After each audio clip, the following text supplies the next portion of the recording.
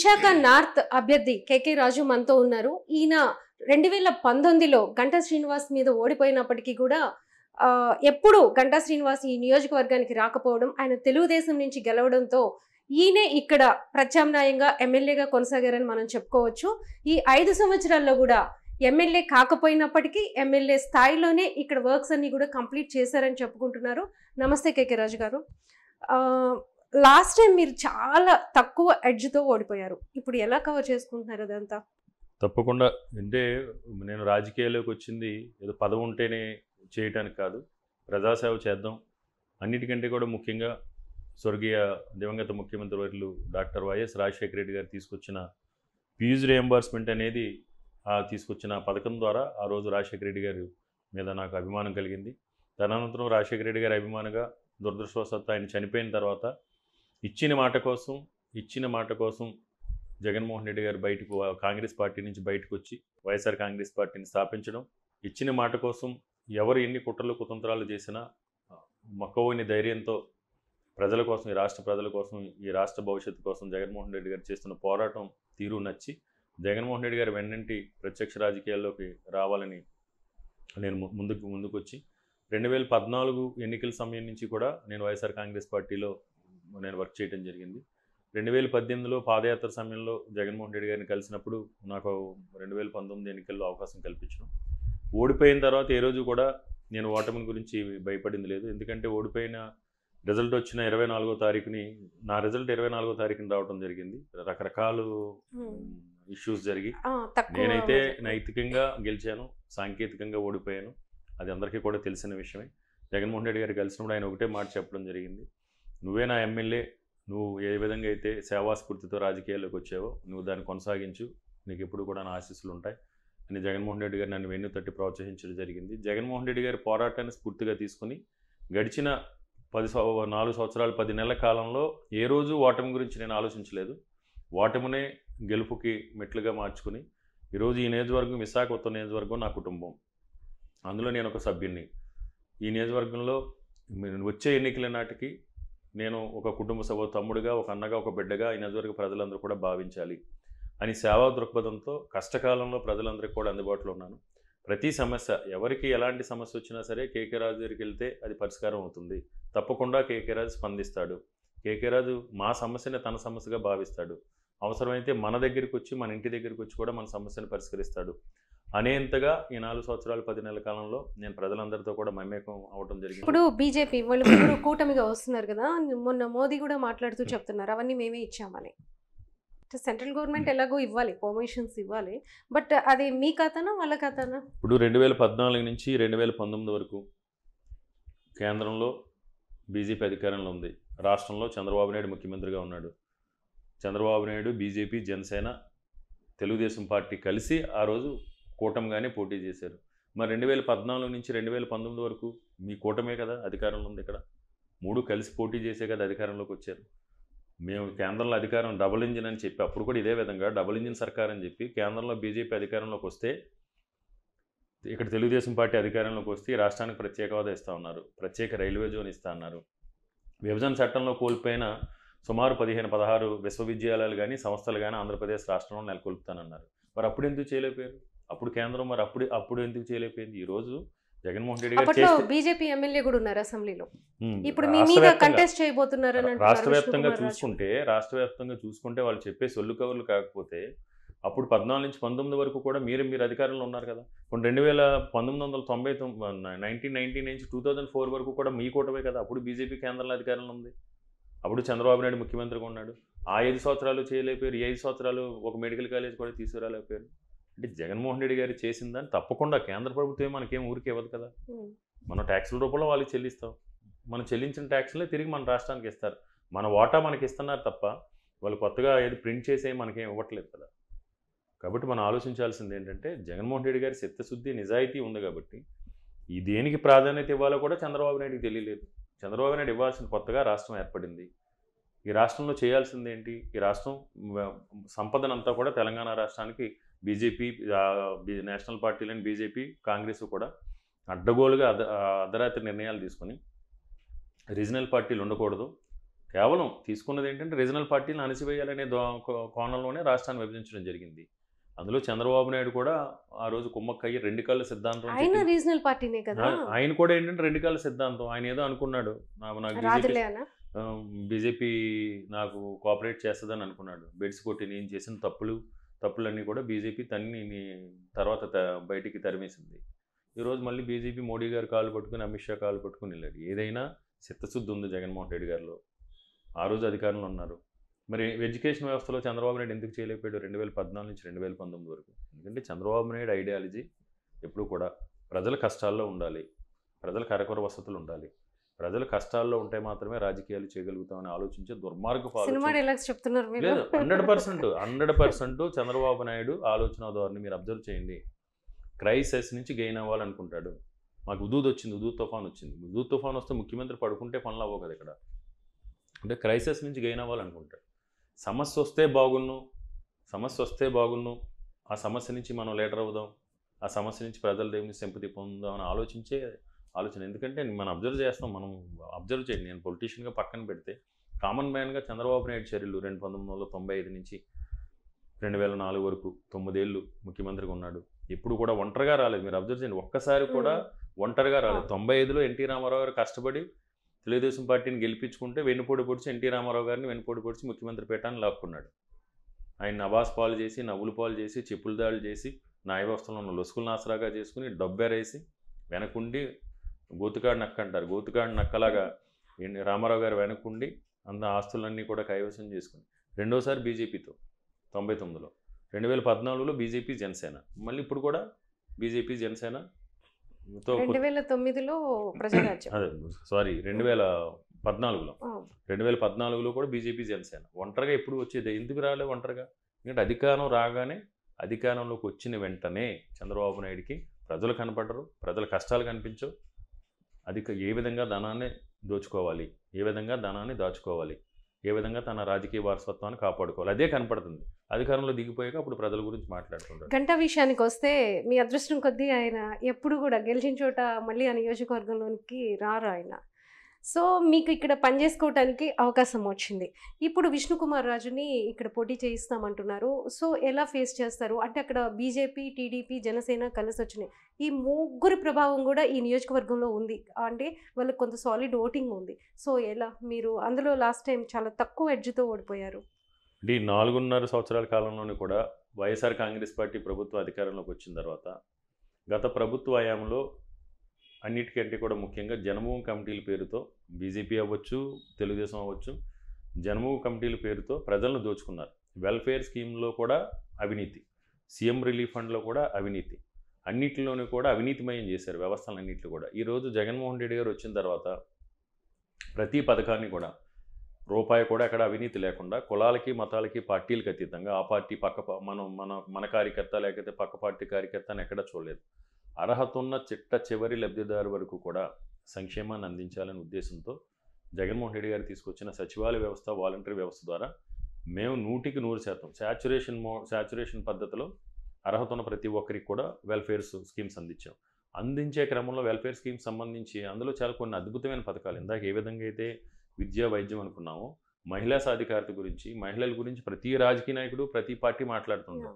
కానీ ఇప్పుడు కూడా చిత్తశుద్ధితో మహిళలకి ఏ సమస్యలు ఉన్నాయి, ఆ సమస్యకి మూలాలు ఏంటి, వాటిని ఏ విధంగా పరిష్కరించాలి, ఆ సమస్యకి శాశ్వత పరిష్కారం ఏంటి అనేది ఆలోచించింది ఒక వైఎస్ జగన్మోహన్ రెడ్డి గారు మాత్రమే.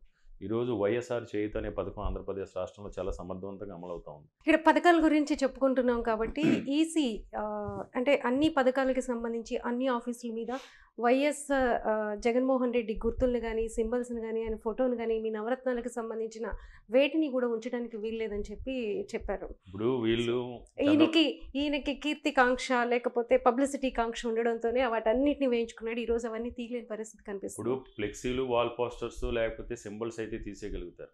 జగన్మోహన్ రెడ్డి గారు ఫ్లెక్సీల్లోనే, వాల్ పోస్టర్లో చేసుకోవాల్సిన అవసరం లేదు. ఈరోజు ప్రజల గుండెల్లో చిరస్థాయిగా నిలిచిపోయే విధంగా జగన్మోహన్ రెడ్డి గారి ముద్ర, జగన్మోహన్ రెడ్డి గారి రూపం ఈరోజు ప్రజలందరి కళ్ళల్లోని, గుండెల్లోని కూడా ఉంది. దాన్ని చెరిపేయలేరు కదా ఎవరైనా కుట్రలు కుతంత్రాలు చేసినా. జగన్మోహన్ రెడ్డి గారు పబ్లిసిటీ చేసుకోవాల్సిన అవసరం కూడా లేదు. ఈరోజు జగన్మోహన్ రెడ్డి గారు చిరస్థాయిగా ప్రజల గుండెల్లో నిలిచిపోయే విధంగా పేదరిక నిర్మూలన విషయంలో కానీ, పేదవాడి విద్య విషయంలో కానీ, పేదవాడు ఉపాధి విషయంలో కానీ, మహిళా సాధికారత విషయంలో కానీ ఆయన రూపం ప్రజల కళ్ళల్లో ఆనందంతో ఎప్పుడు కనపడేలా గుండెల్లో చిరస్థాయిగా ఉన్నారు ఈరోజు జగన్మోహన్ రెడ్డి గారు. కాబట్టి ఇల్లు ఫ్లెక్సీల మీదో లేకపోతే అక్కడెక్కడో వైట్ వాష్లు వేస్తేనో చెరిగిపోయే రూపం కాదు అది. గుండెల్లో చిరస్థాయిగా ఉన్నారు. వాళ్ళు ఎంత ఇలాంటి చిల్లర రాజకీయాలు చంద్రబాబు నాయుడికే సాధ్యం. చంద్రబాబు నాయుడు ఎంత చిల్లర రాజకీయాలు చేస్తే అంతా జగన్మోహన్ రెడ్డి గారిని ప్రజలు ఈ 60 రోజుల గ్యాప్ ఉంది కదా, దీంతో జనాలు మర్చిపోతారు, మేము కూల్గా ఉండొచ్చు, పబ్లిసిటీ చేసుకోవడానికి అంత టైం వచ్చింది అని చెప్పేసి టీడీపీ ఈ కూటమిలో ఒక ఆనందం కనిపిస్తుందని చాలామంది కూడా అంటున్నారు. సో అలానే వాళ్ళ బిహేవియర్లో కూడా చాలా చేంజ్ కనిపిస్తుంది.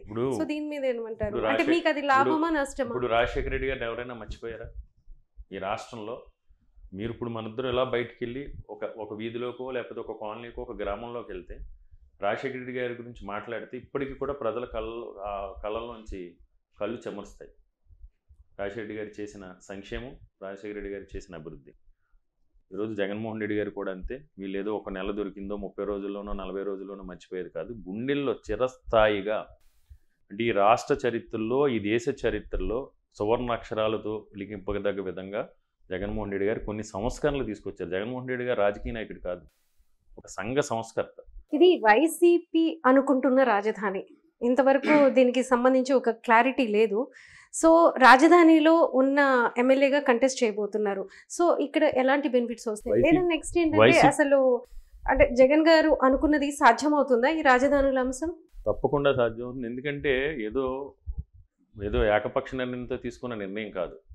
రాజధాని నిర్మించాలంటే చాలా డబ్బులు కావాలి. అది ప్రభుత్వ ధనం అంటే ప్రజాధనం. ఇప్పుడు అమరావతిని మనం చూసుకుంటే అమరావతి అనేది ఏ రకంగానే కూడా రాజధాని ప్రాంతానికి అనుకూలమైన ప్రాంతం కాదు. ఫస్ట్ భౌగోళికంగా కావచ్చు, సాయిల్ వైజ్ కావచ్చు. అది బంగారు పంటలు పండే భూమి, సంవత్సరానికి 3 పంటలు పండే భూమి. కేవలం చంద్రబాబు నాయుడు ఒక ఇన్సెక్యూరిటీ ఫీలింగ్తో అక్కడైతేనే నా రాజకీయ వారసత్వం కొనసాగుతుంది, నాకు లోకజ్ఞానం లేని కొడుకు ఒకడు ఉన్నాడు, నా పార్టీ ఉనికిని కాపాడుకోవాలన్నా, తన రాజకీయ భవితవ్యాన్ని కాపాడుకోవాలనుకున్నా, నా సామాజిక వర్గం ఉన్న ప్రాంతంలోనే నేను కోటలు నిర్మించుకుంటే నేను చేసుకోగలుగుతాను, రాజకీయం చేసుకోగలుగుతాను ఉద్దేశంతో చంద్రబాబు ఏకపక్షంగా అమరావతి ప్రాంతంలో అమరావతి రాజధాని మన మీద రుద్దే ప్రయత్నం చేశారు. ఈరోజు జగన్మోహన్ రెడ్డి గారు ప్రజాధనం ఎక్కడ కూడా వృధా కాకూడదు. విశాఖపట్నానికి అన్ని రకాల అంగులు కూడా ఉన్నాయి. విశాఖపట్నం అన్ని రకాలు కూడా ఉన్నాయి. Air connectivity, rail connectivity, road, sea connectivity, గ్లోబల్గా ఏ ప్రాంతం నుంచైనా త్వరితగతిని చేరుకోగల రవాణా మార్గాలు అన్నీ కూడా ఉన్నాయి. Already developed city, metropolitan culture ఉంది. అనేక కేంద్ర ప్రభుత్వ రంగ సంస్థలు ఇక్కడ ఉన్నాయి. తక్కువ ఖర్చుతో ఇక్కడ ప్రభుత్వ భూములు విస్తారంగా ఉన్నాయి. విశాఖపట్నంలో ప్రభుత్వ భూములు విస్తారంగా ఉన్నాయి. అవన్నీ కూడా అప్లాంట్స్, అంటే వ్యవసాయ భూములు కానీ వృధాగా ఉన్న బంజరు భూములు అనేక భూములు ఉన్నాయి. వీటన్నిటిని కూడా ఉపయోగించుకొని రాజధాని నిర్మాణం తక్కువ ఖర్చుతో చేయొచ్చు. ఎలాంటి భూసేకరణ కూడా చెయ్యక్కర్లేకుండానే భూసేకరణ కూడా జరాయితీ రైతులకు సంబంధించిన ప్రైవేట్ భూమి 1 ఎకరా కూడా భూసేకరణ చేయకుండా కూడా రాజధాని నిర్మాణానికి అన్ని రకాల అనుకూలతలు ఉన్నాయి. Developed city. సో విశాఖపట్నాన్ని రాజధానిగా చేయటం వల్ల ఉత్తరాంధ్ర ప్రాంతానికే కాదు, యావత్ ఆంధ్రప్రదేశ్ రాష్ట్రానికి కూడా ఆర్థికంగా పరిపుష్టత తీసుకొచ్చి ఒక గ్రోత్ ఇంజిన్లా విశాఖపట్నం నగరం ఆంధ్రప్రదేశ్ రాష్ట్రానికి ఉపయోగపడుతున్న ఉద్దేశంతోనే ఎందరో మేధావులు, నిపుణులు, సలహాలు, సూచనలు తీసుకుని విశాఖపట్నాన్ని జగన్మోహన్ రెడ్డి గారి పరిపాలనా రాజధానిగా ప్రతిపాదించడం జరిగింది. తప్పకుండా విశాఖపట్నం పరిపాలనా రాజధాని అవుతుంది. జగన్మోహన్ రెడ్డి గారు మళ్ళీ ముఖ్యమంత్రి అవుతారు. ఇక్కడి నుంచే ప్రమాణ స్వీకారం చేస్తారు. ఇది రెఫరెండమా ఈ రాజధాని అనేది మీ పార్టీకి? తప్పకుండా అండి. నా వ్యక్తిగతంగా అయితే ఈరోజు వైజాగ్ స్వాగతిస్తున్నారు కాబట్టి, పరిపాలనా రాజధాని స్వాగతిస్తున్నారు కాబట్టి, ఈనాడు కానీ, ఆంధ్రజ్యోతి కానీ, లేకపోతే ఏబిఎన్ ఛానల్ కానీ ఎన్ని కుట్రలు కుతంత్రాలు చేసినా, ఎన్ని తప్పుడు కథనాలు రాసినా, ఎన్ని తప్పుడు ప్రచారాలు చేసినా, ఈరోజు విశాఖపట్నంలో ఎప్పుడూ లేని విధంగా జనరల్గా విశాఖపట్నంలో నగరం మాకు తెలుగుదేశానికి కంచుకోవటాన్ని చెప్పుకునేవారు. ఆ కోట బద్దలవబోతా ఉంది. విశాఖపట్నంలో ఉన్న సిటీలో ఉన్న నార్త్, వెస్ట్, ఈస్ట్, సౌత్ నగరంలో ఉన్న 4 సీట్లు కూడా ఈరోజు వైఎస్ఆర్ కాంగ్రెస్ పార్టీ గెలుచుకోబోతుంది. దానికి నిదర్శనం పరిపాలనా రాజధానికి జగన్మోహన్ రెడ్డి గారు స్వాగతించబోతూ ఉన్నారు. తప్పకుండా విశాఖపట్నం కొండలు బద్దలు కొట్టి 500 కోట్లతో జగన్మోహన్ రెడ్డి ఇల్లు కట్టుకుంటున్నారని విమర్శిస్తున్నాయి ప్రతిపక్షం. అంటే ప్రతిపక్షాలకి, ప్రతిపక్ష పార్టీలకు సంబంధించిన పచ్చ మీడియాకి కళ్ళు పొరలు గమ్మిస్తున్నాయి. మీరు ఆ విజువల్స్ చూస్తే రుషికొండని కొండలు ఏం బద్దలు కొట్టలేదు. రుషికొండ అనేది ఎప్పుడో ఉంది. ఇంకో విషయం తెలుసో తెలియదో మీకు, గత ప్రభుత్వ హయాంలో అక్కడ 2 బార్లు ఉండి అశ్లీలతకి, అసాంఘిక కార్యక్రమాలకి ఆ ప్రాంతం, ఆ రిసార్ట్ వేదికగా ఉండేది. గత ప్రభుత్వ హయాంలో 2 బార్లు ఉండేది రుషికొండ మీద. అంటే అశ్లీలతకి సంబంధించి అసాంఘిక కార్యక్రమాలకి కూడా వేదికగా చేసిన మీరు ఈరోజు జగన్మోహన్ రెడ్డి గారు దాన్ని అభివృద్ధి చేస్తూ ఉంటే మీ కంటికి ఇంపుగా ఉంది. అంటే జగన్మోహన్ రెడ్డి గారు అన్నిటికంటే ఇంపార్టెంట్ విషయం ఏంటి, చంద్రబాబు నాయుడు ఎంత దుర్మార్గుడు అంటే విశాఖపట్నంలో ఏ అభివృద్ధి జరగకూడదు, ₹1 కూడా పెట్టుబడి విశాఖపట్నంలో చేయకూడదు, ఒక నిర్మాణం కూడా విశాఖపట్నంలో జరగకూడదు. విశాఖపట్నం అభివృద్ధి చెందితే అమరావతి అభివృద్ధి చెందదని 2014 నుంచి 2019 వరకు కూడా చంద్రబాబు నాయుడు స్ట్రాటజీ అదే. ఎందుకంటే ఇక్కడ ఒక ఫ్యాక్టరీ వస్తే ఉత్తరాంధ్రలో ఆ ఫ్యాక్టరీకి సంబంధించిన కార్పొరేట్ ఆఫీస్ విశాఖపట్నంలో వస్తుంది. కాబట్టి ఉత్తరాంధ్రకి ఎలాంటి పరిశ్రమలో కూడా రాకూడదు, ఎలాంటి కార్పొరేట్ ఆఫీసులో కూడా రాకూడదు అని చంద్రబాబు నాయుడు ఈ 3 జిల్లాల ప్రాంత ప్రజలకి కూడా తీరని అన్యాయం చేశాడు చంద్రబాబు నాయుడు.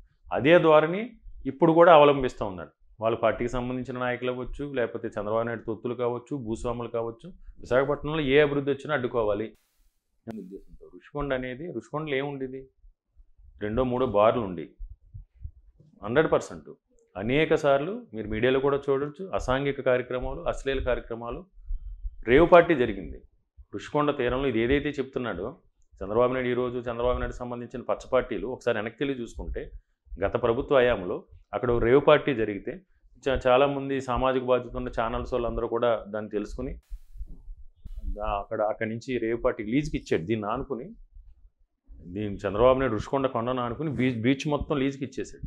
ఆ లీజ్కి ఇచ్చిన ప్రాంతంలో రేవు పార్టీ జరిగి డ్రగ్స్ పార్టీ జరిగింది అక్కడ. అంటే డ్రగ్స్ పార్టీ జరగచ్చు, రుషికొండలో బార్లు ఉండొచ్చు, అసాంఘిక కార్యక్రమాలు జరగచ్చు, కానీ అవన్నీ కూడా ఆ మరకలన్నీ కూడా చెరిపి ఆ చెత్త అంతా కూడా తొలగించి రాష్ట్రాన్ని మీరే డ్రగ్స్ అడ్డాగా చేశారంటున్నారు. రుషికొండ మీద ఉన్న చెత్త చెదారం ఆ మరకలన్నీ కూడా తొలగించి దాన్ని శుద్ధి చేసి ఈరోజు జగన్మోహన్ రెడ్డి గారు బ్రహ్మాండమైన నిర్మాణం చేశారు. దాన్ని మీరు తప్పుగా చూపించే ప్రయత్నం చేస్తూ ఉన్నారు. జే బ్రాండ్స్ దాగి ఆరోగ్యం అంతా పాడైపోతుందని గగ్గోలు పెడుతున్నారు కదా వాళ్ళు. మీరు ఎక్కడ ఆరోగ్యం పాడైంది? ఈరోజు సమాజంలో ఫస్ట్ ఆఫ్ ఆల్ మద్యపానం గురించి మాట్లాడితే మద్యపాన నిషేధాన్ని ఎత్తేసింది ఎవరు? ఎన్టీఆర్. నిషేధాన్ని ఎత్తేసింది ఎవరు? నిషేధాన్ని చంద్రబాబు నాయుడు. మద్యపాన నిషేధం ఎన్టీ రామారావు గారు తీసుకొచ్చారు. అసలు నువ్వు ఆ రోజు మద్యపాన నిషేధం ఎన్టీ రామారావు మద్యపాన నిషేధం విధించి చక్కగా అలవాటు చేస్తున్న టైంలో నువ్వు ఎందుకు తీసుకొచ్చావు మద్యపాన నిషేధాన్ని? అంటే మద్యం ద్వారా డబ్బులు సంపాదించాలని కోరుకున్నది నువ్వా? మద్యం ద్వారా లక్షలాది కోట్లు కూడబెట్టుకున్నది నువ్వు. ఈరోజు జగన్మోహన్ రెడ్డి గారు ఈరోజు క్వాలిటీ లెక్కరిస్తుంటే దాన్ని చూసి వారవలేక అంటే చంద్రబాబు నాయుడు కష్టాలను అలవాటు పడిపోయాడు. అది ఆయన ఎలాగో ఆ బ్లేమ్ ఫేస్ చేశారు చంద్రబాబు నాయుడు. ఏది మద్యపాన నిషేధాన్ని ఎత్తేసి ఆ బ్లేమ్ ఆయన మోసుకున్నారు. కానీ ఇప్పుడు జగన్మోహన్ రెడ్డి గారు కూడా అదే చెప్పారు కదా లాస్ట్. మద్యపాన నిషేధం విధిస్తామని చెప్పాం పరిస్థితులు తగ్గట్టు. ఎందుకంటే 100% నేను దాన్ని సమర్థించుకోవడానికి ప్రయత్నించట్లేదు. మద్యపాన నిషేధం అనేది అంత సాధ్యమయ్యే పని కాదు ఈ రోజుల్లో. ఎందుకంటే నేను రీసెంట్గా ఒక ఎగ్జాంపుల్ చెప్తాను. ఒక ఇండస్ట్రియలిస్ట్ని కలిస్తే అతను మాట్లాడినప్పుడు ఆయన స్వయంగా ఏం చెప్పడం జరిగిందంటే, ఏంటి వైజాగ్ని మీరు గ్లోబల్ సిటీగా డెవలప్ చేయాలనుకుంటున్నారు, ఒక అంతర్జాతీయ నగరంగా డెవలప్ చేయాలనుకుంటున్నారు, ఇక్కడ ఫారినర్స్ వస్తారు, నేవీకి సంబంధించి కావచ్చు లేకపోతే ఇతరత్ర కావచ్చు, వీళ్ళందరూ కూడా వస్తారు. సరైన ఇది కూడా మాకు ఇక్కడ ఎన్విరాన్మెంట్ లేదు, రాత్రి 10 గంటలకల్లా బార్లు మూసేస్తున్నారు, 10 తర్వాత ఎవడు తిరిగే పరిస్థితి లేదు అని అన్నారు. అంటే దాన్ని బట్టి మనం ఏం అర్థం చేసుకోవచ్చు, ఇక్కడ కంట్రోల్ చేసాం. ఆల్మోస్ట్ ఎక్కడ బెల్ట్ షాపులు లేవు, బార్ల సంఖ్య తగ్గింది, వైన్ షాపుల సంఖ్య తగ్గింది. అంటే వైన్ షాపులన్నీ కూడా గవర్నమెంట్ కంట్రోల్లోకి వచ్చింది. సో ప్రైవేట్ వ్యక్తుల చేతుల్లో లేవు. ఎక్కడ కూడా ప్రభుత్వం చేతుల్లోనే రన్ అవుతుంది, ఒక సిస్టమేటిక్గా రన్ అవుతుంది. నెమ్మదిగా దఫాలుగా. అంటే సంపూర్ణ మద్యపాన నిషేధం అన్నమాట వాస్తవమే, కానీ అది సాధ్యమయ్యే కాదు. ప్రజల దగ్గర నుంచి కూడా పెద్ద ఎత్తున వ్యతిరేకత వచ్చే ఉంది. రకరకాల ఇష్యూస్ ఉన్నాయి దాని మీద. అంటే రాష్ట్ర అభివృద్ధి దృష్ట్యా అంటే మన కల్చర్ వేరు, బయట నుంచి వచ్చే వాళ్ళ కల్చర్ వేరు. దాన్ని దృష్టిలో పెట్టుకుని మద్యపానాన్ని అనేది ఇప్పుడు అలా జగన్మోహన్ రెడ్డి గారు నెమ్మదిగా దాన్ని కంట్రోల్ చేసుకుంటూ వస్తున్నారు, కంట్రోల్ చేసుకుంటూ వస్తున్నారు. వైసీపీ ఎమ్మెల్యేలంతా కూడా మా నియోజకవర్గంలో ఇంత చేసాం అని చెప్తున్నారు. జగన్మోహన్ రెడ్డి బటన్స్ నొక్కుతున్నాడు కానీ అభివృద్ధి లేదు, ఇన్ఫ్రాస్ట్రక్చరే డెవలప్ చేయలేకపోయాడని ఒక పక్క. అంటే అభివృద్ధి లేదనే వాళ్ళకి ఎవరైనా ఉంటే నా దగ్గరికి తీసుకొస్తే చంద్రబాబు నాయుడు లాగా గ్రాఫిక్స్లో కాదు, గ్రాఫిక్స్ సినిమాలు కాదు, అమరావతి గ్రాఫిక్స్ మాయ కాదు, కళ్ళకి కట్టినట్టు చూపిస్తాం. 7 హాస్పిటల్స్ నిర్మాణం చేశాం 4.5 సంవత్సరాల్లో. 2 సంవత్సరాలు కరోనా, అంటే 2.5 సంవత్సరాల సమయంలోనే 7 హాస్పిటల్ నిర్మాణం చేసి ఓపెన్ చేసి ప్రజలకు అంకితం చేశాం. అన్ని స్కూల్స్ రెనోవేట్ చేశాం, కమ్యూనిటీ హాల్స్ నిర్మాణం చేశాం. రోడ్స్ చూశారు మా నియోజకవర్గంలో, ఒకసారి మీరు చూడండి. అసలు ఎవరన్నా పోనీ ఏదో చంద్రబాబు నాయుడు తాలూకా మనుషులు కావచ్చు, బీజేపీ నాయకులు కావచ్చు, ఫలానా చోట రోడ్డు సమస్య ఉందని చూపించడానికి కూడా లేదు. వాళ్ళు ఏం చూపిస్తున్నారో తెలుసా మీకు? ఏదో రోడ్డు పైప్ లైన్ వేయడానికి, డ్రైనేజ్ వేయడానికి తవ్వుతాం కదా, ఎక్కడ గోతులు ఉన్నా అక్కడికి వెళ్తున్నారు. ఏదో సామెత చెప్తారు, కుక్కలు చెప్పులు చూస్తే నక్కలు బొరేలు వెతుకుతాయని. ఇప్పుడు ఎవరైతే బీజేపీ అభ్యర్థి ఉన్నారో ఆయన గారు ఎక్కడ గోతులు ఉన్నాయని అడుగుతున్నాడు ప్రచారానికి వెళ్ళే ముందు. ఆయన క్యాంపెయినింగ్ ఎలా సాగుతుందంటే ఎక్కడన్నా గోతులు ఉన్నాయేమో చూడండి, ఎక్కడన్నా గోడ పడిపోయిందేమో చూడండి, అక్కడికి వెళ్దాం అంటే ఎత్తుక్కోవాల్సి వస్తుంది. ఇక్కడ సమస్య ఎక్కడుందనేది వెతుక్కుని దాని ఏదో సర్వేలు చేసుకుని సమస్యలు ఉన్న చోటకి ఎక్కడో చోట చిన్న చితకే ప్రతి చోట ఉంటాయి. ఈరోజు రోడ్డు అంటే వెళ్తాం. ఇప్పుడు ఎగ్జాంపుల్కి ఇక్కడే సీతందారులో నేను ఎవరో కంప్లైంట్ చేశాను మా రోడ్డు పాడైపోతుందని. అక్కడ ఒక అపార్ట్మెంట్ నిర్మాణం జరుగుతుంది. అపార్ట్మెంట్ నిర్మాణం సంబంధించి ఎక్స్కవేషన్ జరుగుతుంది. ఎక్కడ తీసుకుంటాడు అపార్ట్మెంట్ నిర్మాణం? అపార్ట్మెంట్ నిర్మాణం జరగాలి కదా, ఇల్లు కట్టుకోవాలి కదా. ఇల్లు కట్టుకున్నప్పుడు అక్కడ ఉన్నది లిఫ్ట్ చేయాలి కదా, డెబ్రిస్ లిఫ్ట్ చేసినప్పుడు లారీలు తిరగాలి కదా, తిరిగినప్పుడు పాడవుతుంది. అంతే తప్ప నువ్వు గాల్లో తీసుకెళ్ళలేం కదా ఏదైనా చేసినప్పుడు. కాబట్టి వాళ్ళు అభివృద్ధి లేదనే దానికి ఒకటే మీకు చెప్తా ఉన్నాను. అక్కడ ఇప్పుడు నా మీద పోటీ చేస్తున్న బీజేపీ అభ్యర్థి 3 సార్లు 4 సార్లు కొబ్బరికాయలు కొట్టినామని పనులన్నీ కూడా ఒక టెంకాయతో పని పూర్తవటం, ఓపెన్ అవటం కూడా జరిగింది. రాష్ట్ర వ్యాప్తంగా చూసుకుంటే చంద్రబాబు నాయుడు ఎన్నికలకు ముందు ఉత్తరాంధ్రలో భోగాపురం ఎయిర్పోర్ట్ శంకుస్థాపన చేశాడు. దానికి గతి లేదు. ల్యాండ్ ఎక్విజిషన్ కంప్లీట్ అవ్వలేదు, కోర్ట్ ఇష్యూస్ రిజాల్వ్ చేయలేదు, టెండర్స్ పిలవలేదు, ప్రాపర్ ప్రణాళిక లేదు, ఎయిర్పోర్ట్ డిజైన్స్ కంప్లీట్ కాకుండానే కేవలం ఎలక్షన్స్ కోసమని కొబ్బరికాయ కొట్టాడు. ఈరోజు జగన్మోహన్ రెడ్డి గారు కొబ్బరికాయ కొట్టి కేవలం 9 నెలలు అవుతుంది భోగాపురం ఎయిర్పోర్ట్. ఈరోజు భోగాపురం ఎయిర్పోర్ట్ చూస్తే యుద్ధం జరిగినట్టు 3.5 కిలోమీటర్ల మెయిన్ ఎయిర్ స్ట్రిప్ ఏదైతే ఉందో ఎయిర్ స్ట్రిప్ ఎంతవరకు కూడా కంప్లీట్ అయిపోయింది. అంటే పక్కా ప్రణాళికతో జగన్మోహన్ రెడ్డి గారు కొబ్బరికాయ కొడితే అప్పటికి అన్ని ప్రీ అప్రూవల్స్ అన్నీ కూడా కంప్లీట్ అయిపోయి, వర్క్ ప్లాన్ అంతా కంప్లీట్ అయిపోయి, ఆల్ ప్లాన్స్ ఆల్ డిజైన్స్ అన్నీ కంప్లీట్ అయిపోయి ఎగ్జిక్యూట్ చేయడానికి సిద్ధంగా ఉంటే మాత్రమే జగన్మోహన్ రెడ్డి గారు శంకుస్థాపన చేస్తారు. జగన్మోహన్ రెడ్డి గారు చేసుకున్న ఎంఓయూల ప్రకారం అయితే, ఆ ఎంఓయూలు అయితే చంద్రబాబు నాయుడు అయితే ఇంకా అసలు ఈ భారతదేశాన్ని కూడా నేనే స్వాతంత్రం తెచ్చాను, భారతదేశ నిర్మాణమే నా చేతిలో జరిగిందని చెప్పుకుంది. ఈరోజు ప్రతి ఎంఓయూ ఏ ఒప్పందం చేసుకున్నా ఆ కంపెనీ తాలూకు క్రెడిబిలిటీ ఏంటి, ఆ ప్రాజెక్ట్ వైబిలిటీ ఏంటి, అది సాధ్యం అవుతుందా సాధ్యం అవుదా అంటే అది కూడా మనం చూడాలి. మీరు వస్తారు ఏదో అగ్రిమెంట్ చేసుకుంటే నేను చేసేయడం కాదు కదా. చంద్రబాబు నాయుడు ఎన్ని దొంగ ఎంఓయూలు, గీతం స్టూడెంట్స్ని, నారాయణ స్టూడెంట్స్ని తీసుకొచ్చి సూటు బూటు వేసి వాళ్ళ చేత ఎంఓయూలు చేయించి, ఆ ఎంఓయూలకి రాష్ట్ర ప్రభుత్వం ఏదో ఒప్పందం చేసి ఒక ల్యాండ్ చూపించి బ్యాంకులు లూటీ చేశారు. చంద్రబాబు నాయుడు చేసిన ఎంఓయూస్ అన్ని ద్వారా ఎందుకు చేశారంటే ఆ ఎంఓయూస్ పేరు చెప్పి అగ్రిమెంట్లు చేయించుకుని బ్యాంకులు లూటీ చేశారు, బ్యాంక్ లోన్లు తీసుకొచ్చి. అలా కాదు. ఈరోజు మూలపాడు పోర్టు అంటే రాష్ట్రం మొత్తం పక్కన పెట్టినా మా ప్రాంతంలోనే చూడండి, మూలపాడు పోర్టు ఎంతకాలం అయింది, 1 year కూడా కాలేదు శంకుస్థాపన చేసి. ఎంత శరవేగంగా అభివృద్ధి చెందుతుంది. ఈవెన్ జగన్మోహన్ రెడ్డి గారు చేసిన కొబ్బరికాయ ఎక్కడికైతే కొట్టారో శంకుస్థాపన చేసిన ప్రాంతాన్ని ఆయన కొబ్బరికాయ కొట్టిన రోజు గూగుల్ మ్యాప్లో చూడండి. ఆయన ఎక్కడ శంకుస్థాపన చేసినా, ఎక్కడ ఫౌండేషన్ స్టోన్ వేసినా, ఆయన అడుగు పెట్టిన చోట గూగుల్ మ్యాప్లో ఆయన పెట్టిన చోట ఆ రోజు గూగుల్ మ్యాప్లో చూడండి, ఈ రోజు గూగుల్ మ్యాప్లో చూడండి, ఎంత చేంజ్ అనేది వస్తుందో. చంద్రబాబు నాయుడు వచ్చినప్పుడు అడ్డుకుంది మీరే కాబట్టి పేరు రెడ్ బుక్ లో రాసుకున్నారంట. రెడ్ బుక్ కాదు కదా. ఇప్పుడు లోకేష్ పప్పుగాడు ఆడు రెడ్ బుక్ రాసుకుంటే ఏముంది, ఆడికి రాయటం రాదు. ఎప్పుడైనా చూసారా మీరు రాయటం? చూడలేదులేండి. రెడ్ బుక్ అని పట్టుకున్నాడు కానీ నాకు తెలిసి లోకేష్ ఎప్పుడు రెడ్ బుక్ అని పట్టుకున్నాడు. నాకు తెలిసి ఎప్పుడు రెడ్ బుక్లో రాయటం అయితే చూడలేదు. మరి ఎవరైనా టైప్ చేసి ఇస్తారేమో తెలియదు. నాకు తెలిసి లోకేష్ ఎప్పుడు పుస్తకమే చూపిస్తాడు, ఎప్పుడు పెన్ లేదు. కనీసం రాసుకోవడానికి పెన్నే లేనోడు రాసేం పీకుతాడు. అన్నిటికంటే కూడా ముఖ్యంగా చంద్రబాబు నాయుడు అడ్డుకోవడానికి కారణం అది మా ఆత్మగౌరవానికి ఆత్మాభిమానానికి సంబంధించింది, ఉత్తరాంధ్ర ఆత్మగౌరవానికి సంబంధించింది, పరిపాలనా రాజధాని.